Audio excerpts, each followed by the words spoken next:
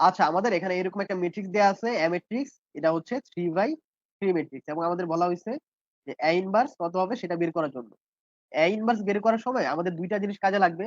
১ নাম্বারে হচ্ছে ডিটারমিনেন্ট আমাদের কাজে লাগবে।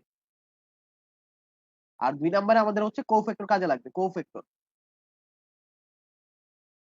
৩ নাম্বার আরেকটা জিনিস কাজে লাগবে সেটা হচ্ছে অ্যাডজয়েন্ট ম্যাট্রিক্স।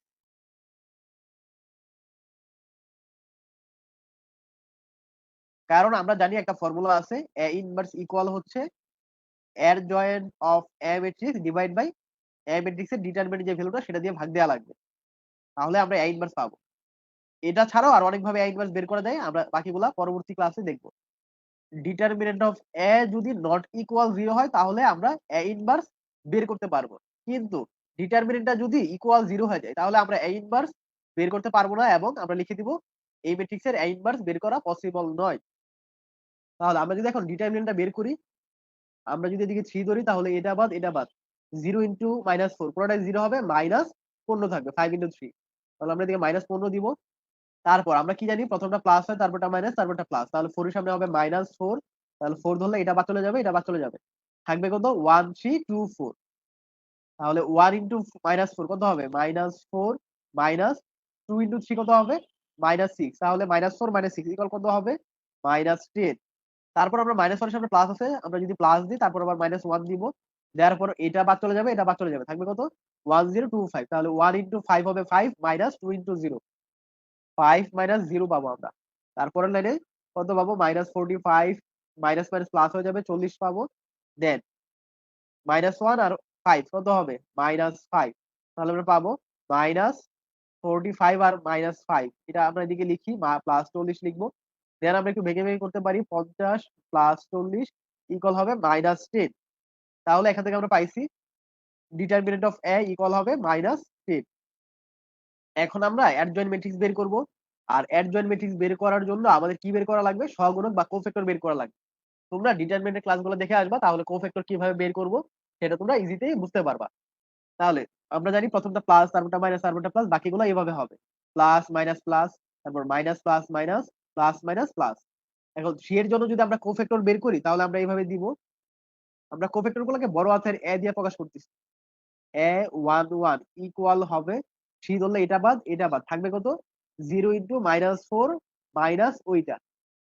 এখন 0 মাইনাস 3 পাতা কত হবে 15 হবে। তাহলে A11 ইকুয়াল আমরা পাবো -15। এরপর A12 প্রথম রো এর দ্বিতীয় কলাম। তাহলে A12 মানে 4, 4 ধরলে এটা বাদ চলে যাবে, থাকবে কত থাকবে হচ্ছে 1 3 2 -4।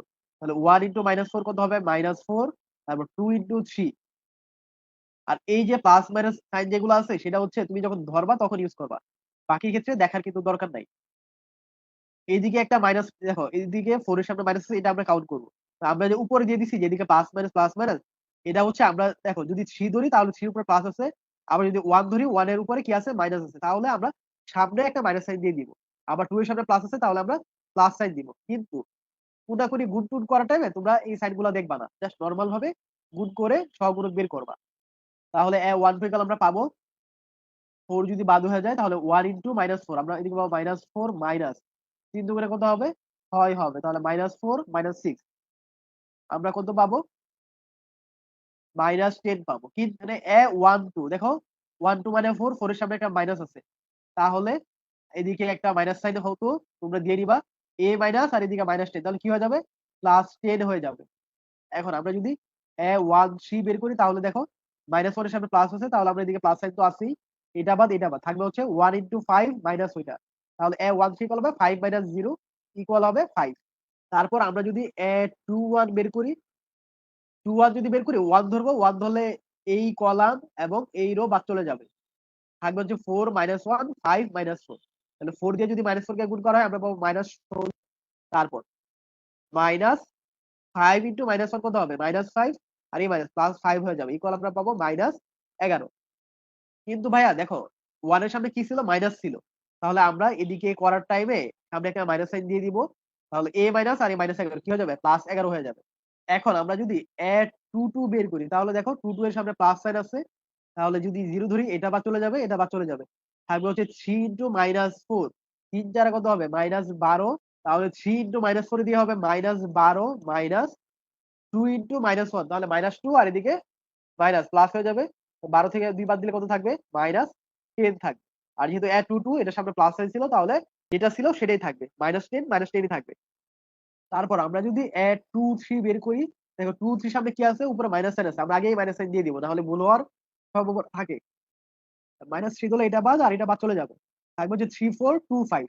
তাহলে 3 ইন্টু 5 কত হবে? 15 হবে। এদিকে আমরা একটা ব্র্যাকেট দিব, মাইনাস কত হবে? 4 ইন্টু 2 8 হবে। তাহলে এদিকে হবে -8। তাহলে 15 থেকে যদি 8 বাদ দিই আমাদের থাকবে 7, আর সামনে যদি মাইনাস আছে তাহলে কত থাকবে? -7। এখন আমরা যদি থ্রি ওয়ান বের করতে যাই, তাহলে দেখো 3 1 ধরলে 2 এর সামনে প্লাস আছে, তাহলে এদিকে প্লাস সাইন আমরা দিব, বা না দিলেও পারো। এটা বাদ চলে যাবে আর এটা বাদ চলে যাবে, থাকবে হচ্ছে 4 1 0 3। আর এই যে 3 এর উপরে মাইনাস আছে, 0 বাই প্লাস আছে, এগুলো আমরা যখন গুণ করার টাইমে কাউন্ট করবো না। আমরা যখন add 2 1 add 2 2 add 2 3 বের করতে যাই তখন কাউন্ট করবো সামনে কি সাইন আছে। তাহলে 4 ইন্টু 3 কত হবে? 12 হবে -0, তাহলে থ্রি ওয়ান ইকুয়াল কি হবে? 12 থাকবে। আর এটা হচ্ছে +12। তারপর আমরা যদি 3 2 বের করতে যাই, 3 2 বের করতে গেলে কি বাদ চলে যাবে? এটা বাদ চলে যাবে আর এটা বাদ চলে যাবে। তাহলে আমাদের থাকবে হচ্ছে 3 -1 1 3। 3 ইন্টু 3 কত হবে? 9 -1 হবে। আর এই যে 1 এর সামনে কি আছে? মাইনাস আছে, তাহলে 9 মাইনাস আর -1 কি হয়ে যাবে? +1 হয়ে যাবে। 9 +1। কিন্তু দেখো ভাইয়া 5 এর সামনে কি ছিল? মাইনাস ছিল, তাহলে আমরা এদিকে মাইনাস সাইন দিয়ে দিব, তাহলে হবে 3 2 ইকুয়াল -10। আমরা যদি এদিকে থ্রি বের করি তাহলে কি হবে? এটা বাদ চলে যাবে আর এটা বাদ চলে যাবে। আর 4 এর সামনে কি আছে? উপরে প্লাস সাইন আছে, তাহলে আমরা এদিকে প্লাস সাইন দিব। 3 ইন্টু 0 হবে 0, -1 ইন্টু 4 কত হবে? -4 হবে। তাহলে -4, তাহলে থ্রি ইকুয়াল আমরা কত পাবো? -4 পাবো। এখন এই ভ্যালু গুলাকে নিয়ে সাজায় আমরা অ্যাডজয়েন্ট ম্যাট্রিক্স পাবো। তাহলে আমরা অ্যাডজয়েন্ট ম্যাট্রিক্স থেকে পেয়ে গেছি, এখন আমাদের কাজ হচ্ছে এ ইনভার্স বের করা। আর আমরা জানি এ ইনভার্স ইকুয়াল হচ্ছে adjoint of A divide by A ম্যাট্রিক্সের ডিটারমিনেন্ট ভ্যালুতে ডিভাইড করা লাগবে। তাহলে আমরা এ ইনভার্স আমরা কি পাইছিলাম? ডিটারমিনেন্ট ভ্যালু ইকুয়াল হচ্ছে -10। আমরা এদিকে লিখবো 1/-10। তারপর আমরা এদিকে অ্যাডজয়েন্ট এ ম্যাট্রিক্সটা লিখবো, এদিকে যেটা দেওয়া আছে এটা এদিকে লিখবা, লিখার পর তোমরা প্রত্যেকটা উপাদানকে 10 দিয়ে ভাগ করে দিবা। আর -10 দিয়ে ভাগ করা লাগবে, যেহেতু এদিকে -10 আছে। তাহলে -15কে যদি আমরা -10 দিয়ে ভাগ করি আমরা এদিকে পাবো 3/2। -10 দিয়ে যদি আমরা 11কে ভাগ করি তাহলে কত পাবো? -11/10 পাবো। তারপর 12 দিয়ে যদি আমরা -10 কে ভাগ করি আমরা পাবো -6/5। বাকি উপাদানগুলো আমরা এইভাবে ভাগ দিয়ে বের করে ফেলবো। আমাদের এরকম একটা ম্যাট্রিক্স দেওয়া থাকবে, সেটা থেকে আমরা প্রথমে বের করবো ডিটারমিনেন্টের ভ্যালুটা। যদি ডিটারমিনেন্ট ভ্যালু নন জিরো হয়, পজিটিভ ও নেগেটিভ যে কোনো ভ্যালু সমস্যা নাই। তারপর আমরা কি করব? অ্যাড জয়েন্ট ম্যাট্রিক্সটা বের করব। দেন আমরা adjoint ad divide by ম্যাট্রিক্সের ডিটারমিনেন্ট ভ্যালু দিয়ে ভাগ করে দিব বা ডিভাইড করে দিব।